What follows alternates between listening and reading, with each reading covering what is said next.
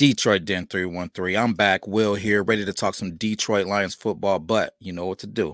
Before we get started, hit that subscribe button if you're not already a subscriber, and please do not forget that bell icon so you don't miss any of our new content. That out of the way.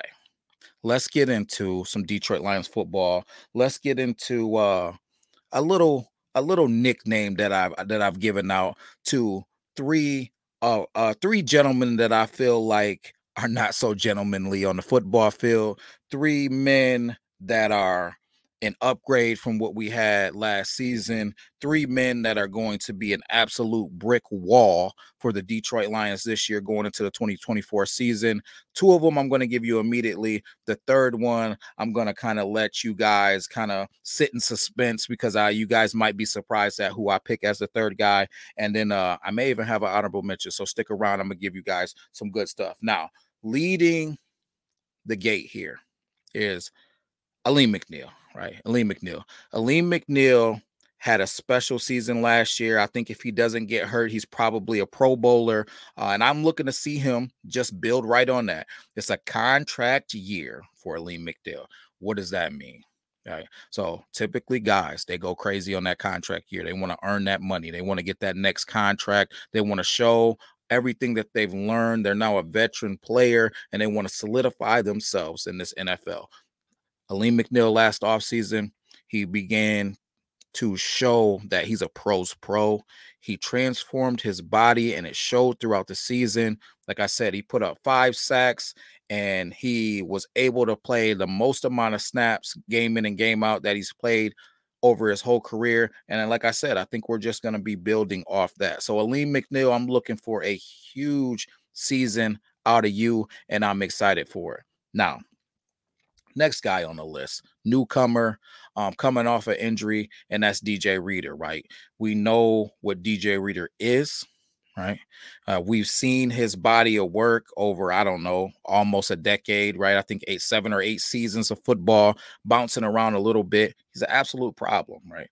Only thing that I need to see out of DJ Reader is him staying healthy, right? And we've talked about it before on this podcast. The last time DJ Reader came back from a quad injury, he went to the Super Bowl and had a sack on, you know what I mean? So on Patrick Mahomes. So I'm hoping to see that exact same thing, except leaving with the Lombardi trophy. DJ Reader is an absolute problem. And what I love about DJ Reader the most is defensive ends that play next to him tend to have a phenomenal year. So if we map him or if we match him up with Aiden Hutchinson, I think that Aiden Hutchinson could be set to just do some phenomenal things. Or, hey, if we match him up with Marcus Davenport on that other side, who's has shown that he has all the tools, but hasn't had the opportunity to put everything together for a full season, hey, maybe that we see him go crazy this year. So super excited for DJ Reader, super excited to see what he does to assist our defensive ends and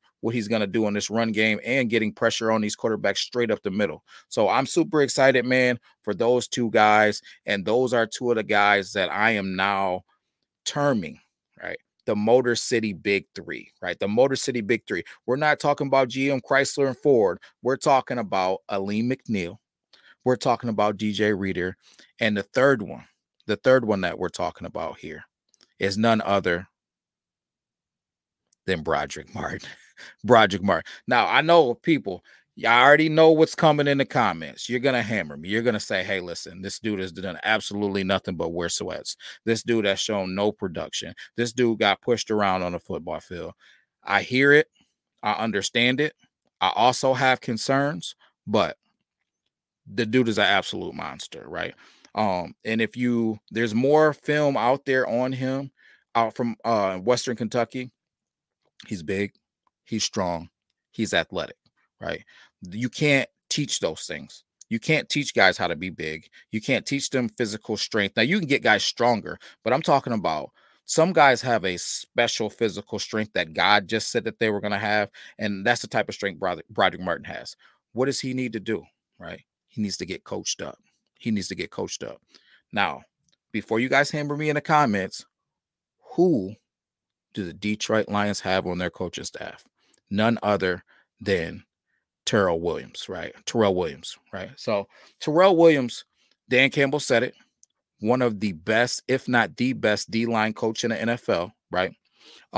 He's got a long list of guys and a long history of coaching, even though he's a fairly young guy, that he's taken a Pro Bowls. I think there's like 5 to 7 guys that he's went to Pro Bowl with, Pro Bowl, or he sent the Pro Bowls. I know when he was at Purdue, he sent like 5 guys from Purdue. He's got guys on the list that he's coached, like Ndamukong Suh, Cameron Wake, Cliff Averill, Von Miller, a guy that we were hoping that we could get in free agency, and a Jeffrey Simmons. Like, and not to mention guys that he is just not maybe they didn't go to Pro Bowls, but they were guys that were kind of slipping through the cracks. But all of a sudden you got great production out of them. You know, another one that Steve was really high on was Denico Autry, right? From the Tennessee Titans, right? Who had great production, had a ton of sacks, and he's on the back end of his career. Terrell Williams is a phenomenal coach. He's got it done from the collegiate level to the NFL level. He's developing guys, and I'm super excited to see what he can do with Broderick Martin.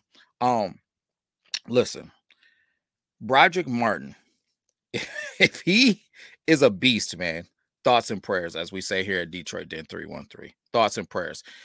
Having a rotation, right? Having a rotation of darn near 1,000 pounds worth of men on that D line, right? So you're telling me I got a defensive tackle coming in, and maybe I'm not skipping a beat, right? Just rotating these 3 guys, and there's more, but I just mean 2 potential monsters, right?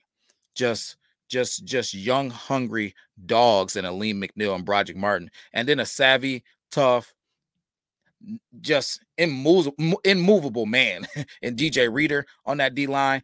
Listen, last season the Detroit Lions gave up the fewest rushing yards to running backs in the NFL, and we got better. I'm dubbing these guys the Motor City Big 3. They're going to be an upgrade to what we had last year. They're going to help our DNs and our linebackers play even better than they did last season, and have an even easier time than they did last season. Listen, if Broderick Martin can get to the point where he is similar to DJ Reader, where it's taking 2 blockers to deal with him, right? You at least got to chip him, right? We're keeping guys from getting up on our linebackers, getting up on that second level of our defense, letting those guys run around freely.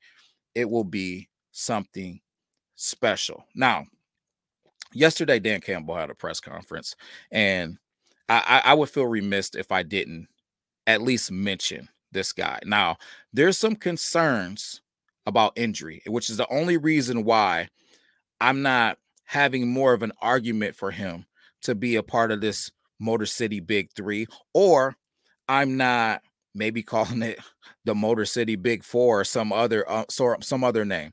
I gotta see you on the field before I can give you those type of accolades. And I know you're probably saying, hey, Broderick wasn't on the field, but Broderick wasn't on the field because he was injured, right? He wasn't on the field because he just wasn't ready yet. He's even said that he wasn't ready to play this game at the NFL level yet. But again, with the best D-line coach in the game, with the full offseason, you can see it. He's committed himself, similar to Alim McNeill, to transforming his body and being prepared to be out there down in and down out this year. I'm expecting a step forward from Broderick Martin, and I'm excited to see it, man. I'm excited. But the honorable mention is none other than Levi Onwuzurike, man.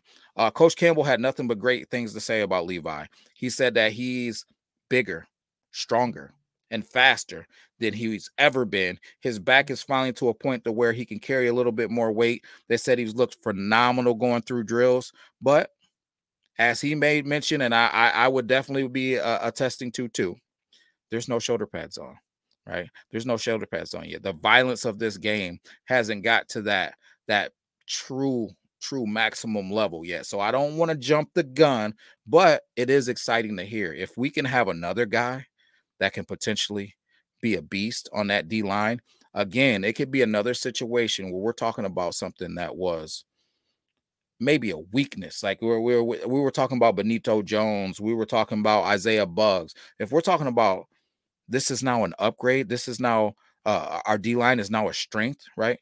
it's going to be problems for this NFL, man. And I'm here for it, man. Motor City Big Three, guys. Tell me if you like it, man. Am I crazy for thinking Broderick Martin's going to take a step forward? Because, like I said, I'm supporting my argument with having the best D-line coach in football, transforming his body, and not to mention DJ Reader saying he's already watched all the film on him and he's excited about working on him or working with them, right? So you got a veteran here that is eager to work with you and turn you into the best player that you can be. You've already shown you got the work ethic and you're committed to making yourself the best player that you can be. And you have all the attributes that you need to be a phenomenal, impactful player in this NFL. I just don't see where the odds are stacked against him. I think I see more things in his favor. So leave it in the comments, guys. Do you see Broderick Martin taking a step forward? Do you see this D-line better than it was when we were putting guys out there like Benito Jones and Isaiah Buggs, right? Or did we take a step back? Because I'm telling you, I am super excited. I think that this defense is going to shock some people. I think about there's a couple defenses that I've always loved in the NFL. Since Vrabel took over for the Tennessee Titans while he was there with that defense, and they had Jeffrey Simmons, they had Azeez Al-Shaair out there at linebacker flying around. They just, that defense, man, has always just flown around, played tough, played gritty, played physical, and I've always wished that we had that here in Detroit, but I think the time is here. I think we might even have something that, dare I say, that's better than what they've had out there, right? So we got the coach, we got the personnel, we've souped up this secondary, we've souped up this D-line, we got a solid linebacking core. I just don't see the weakness long as we can stay healthy. So guys, put it in the comments. Do you think that we're going to have a Motor City Big Three that's just setting an absolute wall and stacking another season on not letting anybody come to Detroit and run this football? Or am I crazy? That's all I got for you. If you're not already subscribed, please hit that subscribe button, like and share, and we'll be back with another episode. Peace.